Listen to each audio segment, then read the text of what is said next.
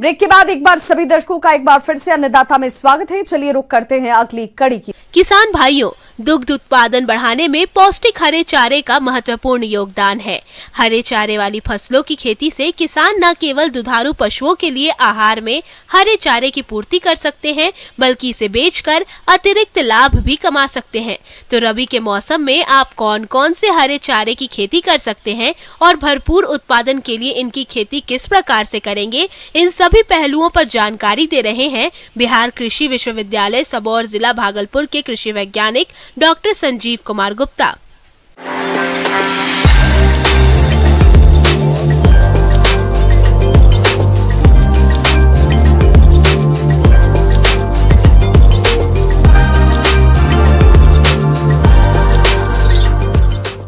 जहाँ तक चारे की फसलों की बुवाई की बात है, उसमें मुख्य रूप से हम जो किसान भाई हैं या मवेशी पालते हैं, पशुपालक हैं, उनके लिए खरीफ मौसम के एकदम बाद किसान भाइयों, पशुपालन व्यवसाय में 70% खर्च पशु आहार पर होता है। इस खर्च को पशुपालक चाहे तो कम कर सकते हैं। इसके लिए पशुपालकों को अपने पशुओं के लिए पौष्टिक हरे चारे की पूर्ति करनी होगी। आज के समय में हरे चारे की कई उन्नत प्रजातियां विकसित की गई हैं, जिसकी बुवाई करके किसान हरे चारे की पैदावार ले सकते हैं।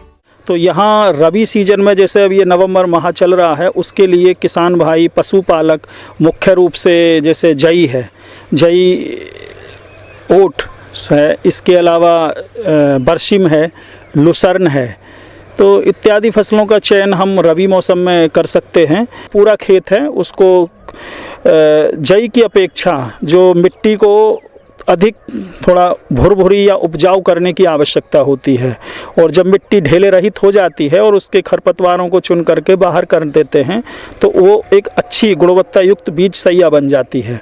और बीज सैया बनाने के पश्चात उसको अगर हम मिट्टी में उपयुक्त नमी है।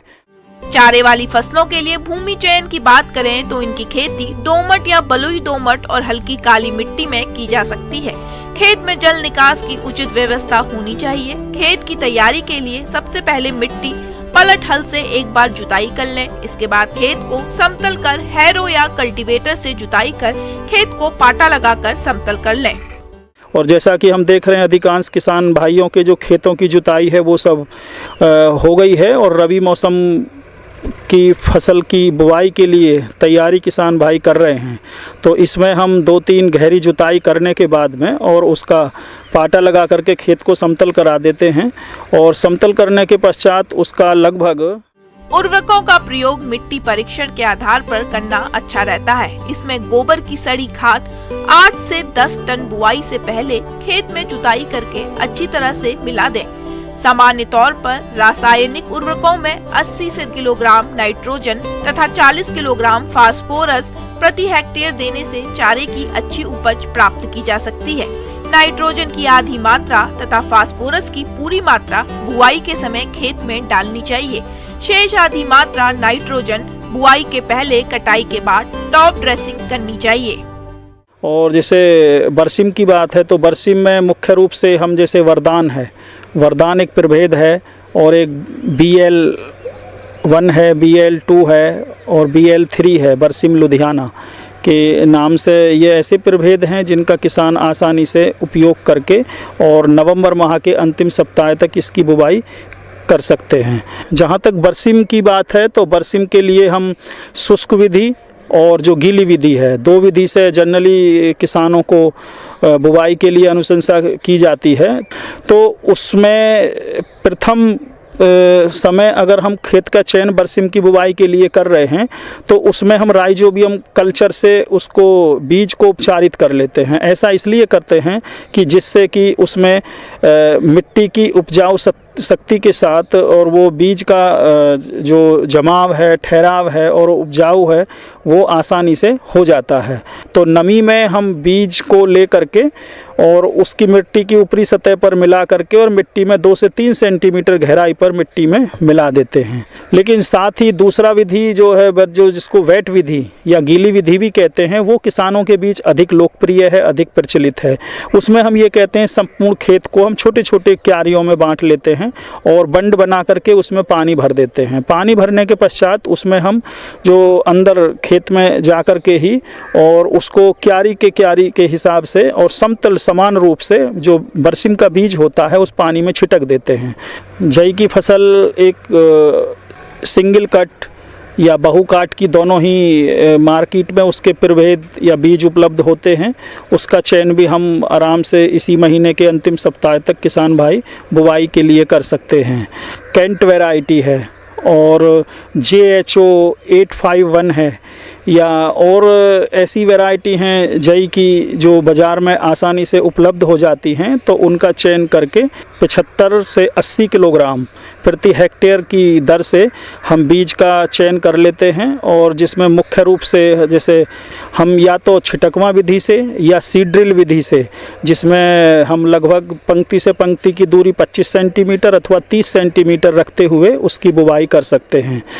मक्का जो अफ्रीकन टाल वैरायटी है, ज्योति है, जवाहर है, कंपोजिट है, इस तरह की कुछ ऐसी लुधियाना की वैरायटी हैं। कुछ IGFRI जो उत्तर प्रदेश झांसी में वहाँ भी ये मिल जाता है। तो इस तरह हम मक्का का भी उपयोग हम रबी में चारे की फसल के लिए कर सकते हैं। तो इसलिए इस प्रकार इनका 35 से 40 किलोग्राम प्रति हेक्टेयर के हिसाब से इस बीज का लगभग 30 सेंटीमीटर पंक्ति से पंक्ति के अंतराल पर इसकी बुवाई कर लेते हैं। और इसकी जो गहराई है वो 3 से 4 सेंटीमीटर पर या तो सीड ड्रिल से अथवा छोटी छोटी क्यारियों में लाइन बना करके उस बीज को अच्छी तरह दबा दिया जाता है। चारा वाली फसलों से अधिक चारा उत्पादन लेने के लिए सिंचाई का प्रबंधन करना बहुत जरूरी होता है, जिसमें समय समय पर सिंचाई करने से अधिक मात्रा में हरा चारा प्राप्त कर सकते हैं। तो जहाँ तक इसकी उपज की बात है, तो ये सभी फसलें जितनी भी चारे की फसलें होती हैं, इनको जो लगभग 60 से 65 दिन बुवाई के पश्चात इसकी कटिंग की जा सकती है। बरसिम की आसानी से हम लगभग 5 से 6 कटिंग आसानी से ले सकते हैं। प्रथम जो कटाई है वो 40 से 45 दिन बाद और इसके पश्चात हम फिर 1 महीने के अंतराल पर टोटल मिलाकर के 5 से 6 कटिंग हम बरसिम की ले सकते हैं। और मक्का का जहाँ तक बात है, 60 से 65 दिन बाद जब उसका मोचा निकलता है, मोचा अर्थात सिल्किंग जो स्टेज होती है, 50% जो फ्लावरिंग स्टेज कहेंगे या सिल्किंग की जो अवस्था होती है या नरमंजरी जब उसमें बनने लगती हैं, उस अवस्था में मक्का की फसल की कटाई हम करते हैं। आगे और भी है खेती बाड़ी से जुड़ी हुई बहुत सी रोचक जानकारियां, पर यहां रुकेंगे एक छोटे से ब्रेक के लिए। जल्द हाजिर होते हैं।